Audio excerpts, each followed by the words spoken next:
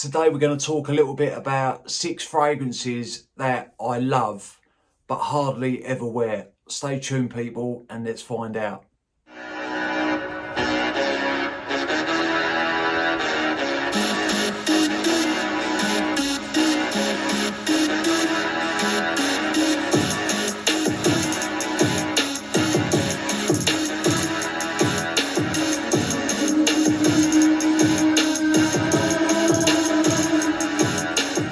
What is good, YouTube? Hello, ladies and gentlemen, and welcome back to my channel. My name is Mikey Cologne, and if you tuned in, thank you for doing so, people. It does mean a lot. Right, today I'm going to talk to you about 6 fragrances that I absolutely love and adore, but I never hardly wear them.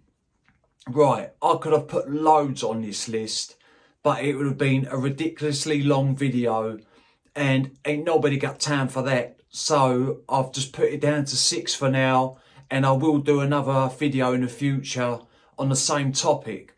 But I don't know why that I don't hardly wear them. Well, I do and I don't. Right.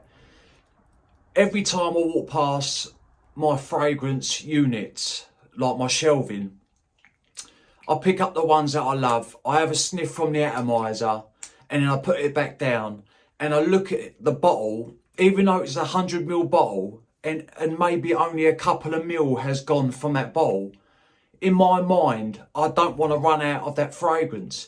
Even though, yeah, I could go out and get another bottle if it did run low. But in my mind, it's like I'm scared of them bottles to run low. So the fragrances that I love the most, I wear the least.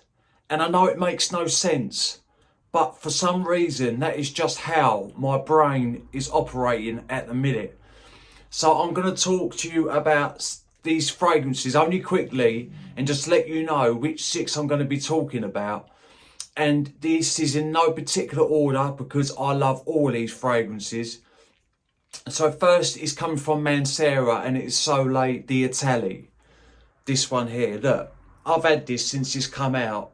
Near on in 2019, and I've probably used about 15ml of that juice, max 15ml, and I love this fragrance.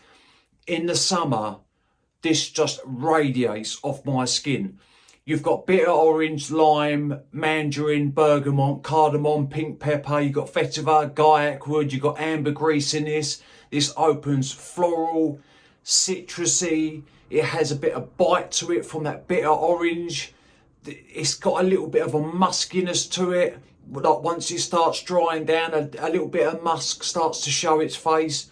In the summertime, if you're wearing a white t-shirt, say if you're going down to the beach or you're going out for pub lunch, go and have a few drinks, this thing is great because that wind, the air just picks it up and it just carries it. And when the heat, the sun gets on this, when you're wearing it, it just projects.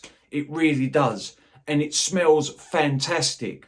But it's like I'm scared to use it because, like I say, you could go out and get another bottle, but I just don't want to run low. So that is coming in at number 6. It's Soleil d'Italie. People, comment if you think that I'm weird or if you feel the same way about your fragrances. I know fragrances you buy to wear them, and I do wear my fragrances, but it's like the best ones that I've got. It's like I want to savour them. But anyway, number 6 is Soleil d'Italie, people. Coming in at number 5, and this is a definite love, and for a lot of people, is Dior Hom Intense 2020. Look, this is the 150ml bottle. I've probably used 8ml maybe, and I've had this for ages. And I love the way this smells, I really do. Just, it opens up lipsticky, powdery, a little bit buttery from that iris. It's just, it's got a woodsy backbone. The ambrette is making it a little bit musky. So obviously you've got lavender, iris, ambrette, Virginia cedar. You've got vetiver in this. like I say, the ambrette to me is just giving it a tad muskiness, woody backbone. It just smells absolutely fantastic. And you also get little lavender touches in this. Well, on my skin, it's not lavender heavy at all. But that lavender, I do get little nuances and whiffs of it every now and again when I'm wearing this fragrance. But then that iris is there, powdery, smooth. This fragrance is so well done. And it is known as one of the best, and that is for a good reason. And I love this fragrance. Date night, definitely. Colder weather, definitely. This thing is a gorgeous, gorgeous smelling fragrance, and I just don't wear it, and I should. But coming in at number 5 is Dior Hom Intense, and this is 2020. Coming in at number 4 is Perfumes de Marly Herod.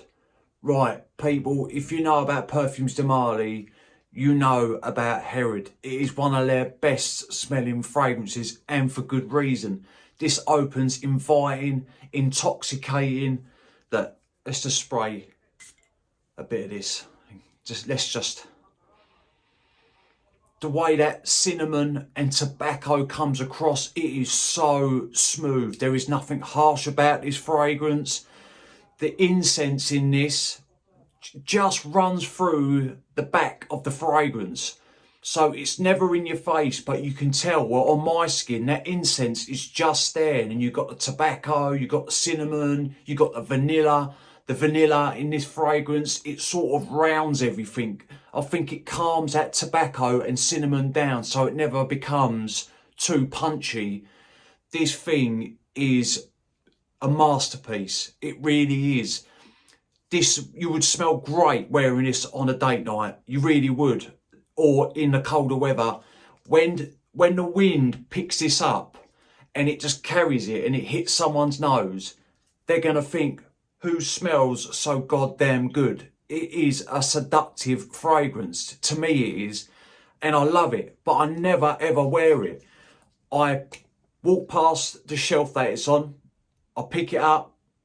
I smell the atomizer. I put the cap back on. Put it back on its shelf. And I go about my business. And I do love this fragrance. But I just don't wear it. Number 4 is Perfumes de Marly Herod. Coming in at number 3, and I'm probably going to get skinned alive for this, but it is Bleu de Chanel Eau de Parfum. Right, I've had this bottle for a while as well. This is a 150 ml bottle, and look how much of the juice that I've used. Look, probably about 10 ml, and this is such a versatile, great smelling blue fragrance. It really, really is. It opens up with grapefruit. Let me just read you some of the notes. Right, you've got grapefruit, lemon, mint, pink pepper, bergamot, coriander, ginger, nutmeg, jasmine, melon, incense, amber, cedar, sandalwood, patchouli, labdanum, and amberwood. So it has a lot of notes. This opens up bright, zesty. You get a little bit of a punch from that lemon, mint, the grapefruit is there, so it's got a freshness to it. It's a little bit crisp. The jasmine in this, to me, does give it just a minute little floral touch. Minutely, way in the back. It really does on my skin. Anyway, let me know how it reacts on your skin, but I definitely pick up that jasmine. Man, this is versatile. You can wear this in a suit. You can wear this in a white t-shirt. You can wear this thing all year round. And I don't take advantage of this fragrance. I really don't, and I should. It does smell good. It really does. This and Dior Sauvage, I think, have been the best sellers of designer fragrances. And obviously that says something when that is the case. And I do like this fragrance, but I just never reach for it. I look at it, sometimes when I'm debating what to wear, I look at this fragrance and I think, nah, not today. And then another day goes by and I think, nah, not today. And then another day goes by and I think, nah, not today. And before you know it, 6 months is gone, a year's gone, and you still haven't worn it. But I do like this fragrance. But anyway, people, coming in at number 3 is Bleu de Chanel Eau de Parfum. Coming in at number 2 is Marc Antoine Bois Ganymede. Right, you're going to look at the level of this juice and think, how can this geezer like this fragrance or love this fragrance when he ain't even hardly worn it? I think I've worn it about 6 or 7 times, and that is it since I've had it, and I've had it a while. I love the way this smells. It's one of my favourite fragrances. It really is.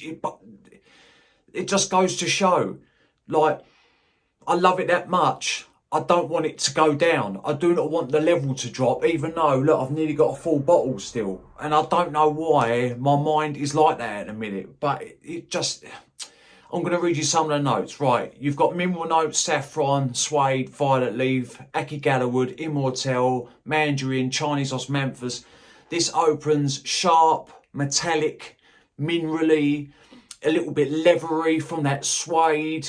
It's woodsy. This thing is a powerhouse. On me, every time I've worn this, I'm getting 9 to 10 hours. Longer, like the 10th hour, it's still a skin scent. On clothes, this thing lasts days.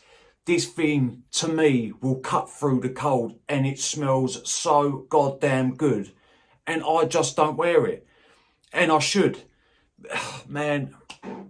And the atomizer on it, look at this. This thing just fills the air. You get the violet, the saffron, you get that suede, like it comes across a little bit leathery. Oh man, it is good. People, let me know if you've tried this one.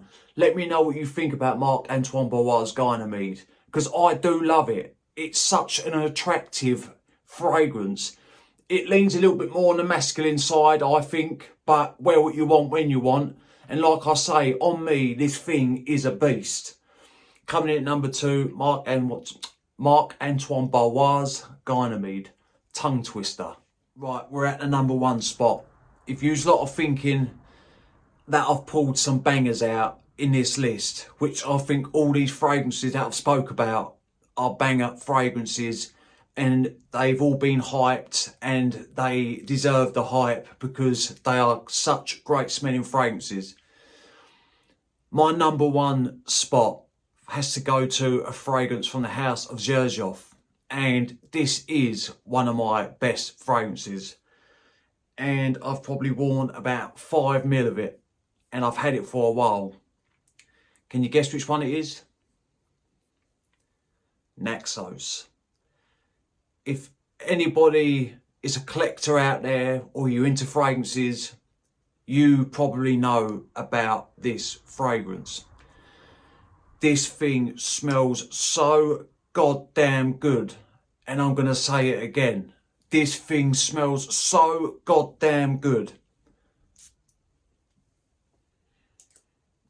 Right, notes. Lavender, bergamot, lemon, honey, cinnamon, cashmere, jasmine, sambac, tonka bean, tobacco leaf and vanilla.